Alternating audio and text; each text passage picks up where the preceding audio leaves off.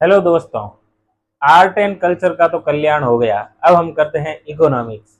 Economics में सबसे पहले देखोगे तो बैंकिंग। तो पिलर होते हैं ना, पिलर वाइज अलग अलग हिस्सों में डिवाइड करते हैं। उसमें सबसे पहला पिलर कौन सा है? बैंकिंग। बैंकिंग में देखेंगे अपन आरबीआई, सबसे पहले केंद्रीय बैंक। हर देश का एक केंद्रीय बैंक होता है जो उस देश में करेंसी रेगुलेट करता है, उसमें करेंसी की वैल्यूएशन डिवैल्यूएशन उसको मॉनिटर मॉनिटर करता है ना। उसी प्रकार तो भारत का सेंट्रल बैंक कौन है? तो आरबीआई।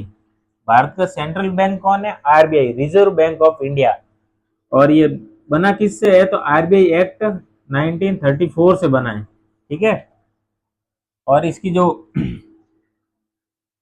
डेट है जब ये एस्टेब्लिश हुआ तो 1 अप्रैल 1935 है। एक्ट 34 का है और एस्टेब्लिशमेंट किसका? 35 में हुआ इसका। ठीक है। और आरबीआई ने भारत के लिए, आरबीआई तो भारत के लिए तो अभी केंद्रीय बैंक अभी भी है, लेकिन इसने दो अन्य देशों के लिए भी केंद्रीय बैंक के रूप में कार्य किया है। एक तो बर्मा के लिए किया था 1947 तक, और पाकिस्तान के लिए किया था जुलाई 1948 तक। ठीक है। फिर आप देखोगे 15 जनवरी 1949 यानी 15 जनवरी 1949 को इसका नेशनलाइजेशन हो गया था। नेशनलाइजेशन का मतलब क्या हुआ कि 1949 से पहले, यानी कि इस डेट से पहले, 15 जनवरी से पहले ये एक तरह की प्राइवेट कंपनी थी। उसके बाद में जब नेशनलाइजेशन हुआ, इसका मतलब क्या हुआ? गवर्नमेंट ने टेक ओवर कर दिया इसको। अब ये गवर्नमेंट की हो गई। ठीक है। और 19, देखो मैंने ये बैंकिंग रेगुलेशन एक्ट लिखा है, वैसे बैंकों का रेगुलेशन करता है आरबीआई इस एक्ट के तहत, लेकिन ये ध्यान रखना डेट के लिए है लिखा मैंने। इधर कंफ्यूजन होता है ना कि भाई आरबीआई का नेशनलाइजेशन भी 1949 को हुआ और बैंकिंग रेगुलेशन एक्ट भी 1949 का है। पहले कौन है? तो डेट देखोगे तो इसकी है 15 जैन और इसकी है 10 मार्च, 10 मार्च। तो ये ध्यान रख लेना। ठीक है। और जो आरबीआई के फर्स्ट गवर्नर थे वो थे ओसबर्न, और बने थे 1937 में। और फर्स्ट भारतीय गवर्नर देखोगे ना, इंडियन इंडियन गवर्नर आरबीआई के, वो देखोगे तो थे सीडी देशमुख। सीडी देशमुख नाम ध्यान रखना। ठीक है। क्योंकि सीडी देशमुख। और 1935 में जब एस्टेब्लिशमेंट हुआ था आरबीआई का, उस टाइम इसका हेड ऑफिस कहाँ था? तो कोलकाता। और उसके बाद में उसको शिफ्ट कैसे कर दिया? तो वो हो गया बॉम्बे शिफ्ट कर दिया ना। अभी बॉम्बे है करंट। और इसी के लिए बॉम्बे को है ना क्या बोलते हैं ना, फाइनेंशियल कैपिटल ऑफ इंडिया बोलते हैं, है ना बॉम्बे को। फाइनेंशियल कैपिटल ऑफ इंडिया भी बोलते हैं। ठीक है। अब कुछ थोड़ा हिस्ट्री देख लेते हैं। आरबीआई की फंक्शन है, वैसे आरबीआई को और कैसे क्या बोलते हैं वो तो बाद में देख लेंगे, लेकिन पहले देखते हैं कुछ हिस्ट्री, बैंक की हिस्ट्री इंडिया में। तो सबसे पहले 3 बैंक बने थे, 3 प्रेसिडेंसी थी, तीनों में बैंक बने।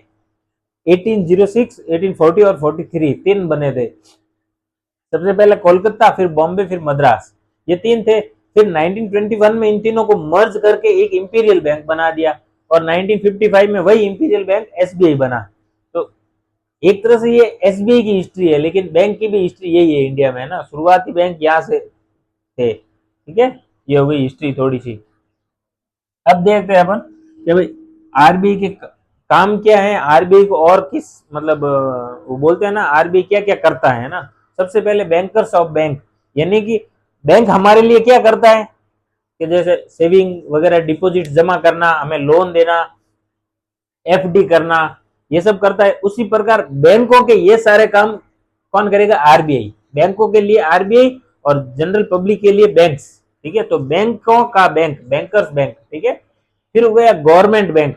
गवर्नमेंट गवर्नमेंट बैंक नहीं है, गवर्नमेंट्स बैंक है, यानी गवर्नमेंट का बैंक।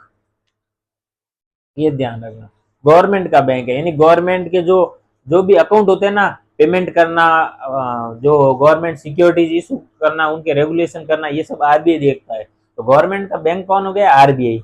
फिर आप देखोगे सेंट्रल बैंक। सेंट्रल बैंक, ये तो अपन शुरुआत में ही पढ़ा था, ये सेंट्रल बैंक है। सेंट्रल बैंक मतलब पूरे देश का केंद्रीय है, सारे बैंकों का पूरा सेंटर है देश का, है ना। तो ये सेंट्रल बैंक हुआ एक तरह से। फिर एक गारंटर्स ऑफ बैंक, यानी गारंटर्स ऑफ बैंक, यानी बैंक में ये मैंने डीआईसीजीसी लिखा ना, इसका मतलब क्या हुआ, ये एक तरह की गारंटी है जो सेविंग अकाउंट पे आरबीआई देता है ना। तो जो जनरल पब्लिक आरबीआई के पास अपना अकाउंट खोलती है तो बैंक बैंक के ऐसे बैंक को पैसे दे देगी, तो गारंटी क्या है कि वापस मिलेगा। तो आरबीआई इस डीआईसीजीसी आरबीआई की कंपनी है वो, ये इसके थ्रू एक गारंटी देता है ताकि 5 लाख तक पर सेविंग अकाउंट उसको रिफंड मिलेगा पूरा पैसा, और या फिर 5 लाख से कम जितना डिपॉजिट है तो वो मिलेगा। तो 5 लाख तक की एक तरह से बैंकों की गारंटी कौन लेता है, तो आरबीआई। इसलिए गारंटर्स ऑफ बैंक भी बोलते हैं।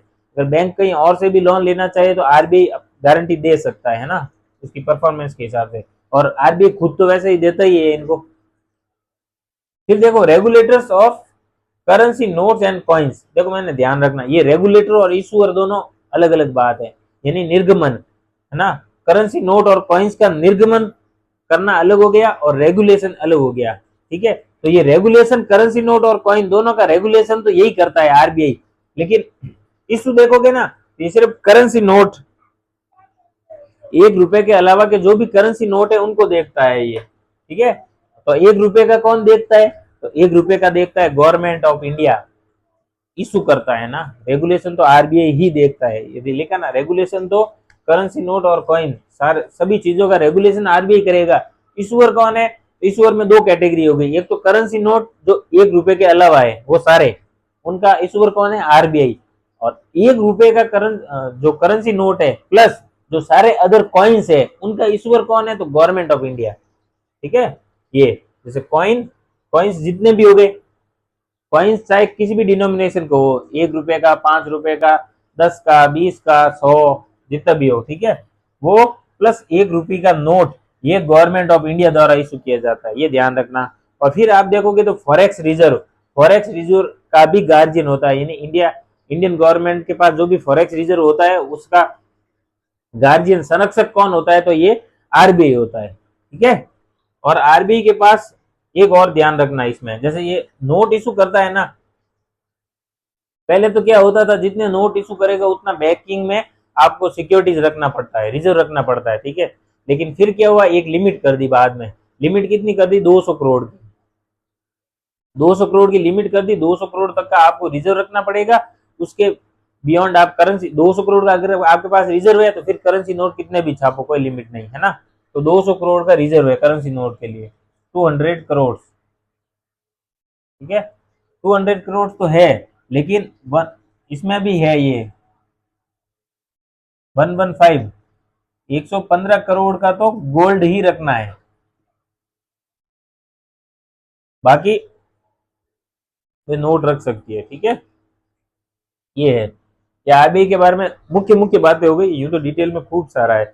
एक बार इकोनॉमिक्स का आपको पूरा कोर्स करना है ना जल्दी जल्दी, तो मुख्य मुख्य बातें जिनसे एग्जाम में आपके सवाल हो जाएगी वो तो करनी पड़ेगी, उसके अलावा करने की वैसे भी जरूरत नहीं है। वित्तीय वर्ष फाइनेंशियल ईयर देखोगे ना, तो आरबीआई का फाइनेंशियल ईयर पहले होता था 1 जुलाई से 30 जून तक, जुलाई से जस्ट पहले 1 जुलाई से 30 जून तक। बाद में 2020-21 है ना, वहां से इसको चेंज कर दिया, 1 अप्रैल से 31 मार्च कर दिया है। सामान्यतः वित्तीय वर्ष बजट इशू किया जाता है ना, बजट वाला ये सारा वित्तीय वर्ष इन सबको है ना एक ही जैसा बनाने के लिए ये किया है। पहले आरबीआई का अलग होता था बजट का, तो शुरू से ही 1 अप्रैल से 31 मार्च था, तो उसको मैच करने के लिए इन्होंने वित्तीय वर्ष का चेंज किया। ठीक है दोस्तों, अगर मेरा वीडियो अच्छा लगा हो तो लाइक शेयर सब्सक्राइब जरूर कीजिएगा, और बहुत बहुत धन्यवाद आपका। कमेंट जरूर किया करो, मुझे उससे पता चलेगा कि भाई मेरा कितना इंप्रूवमेंट की नीड है ना। Thank you.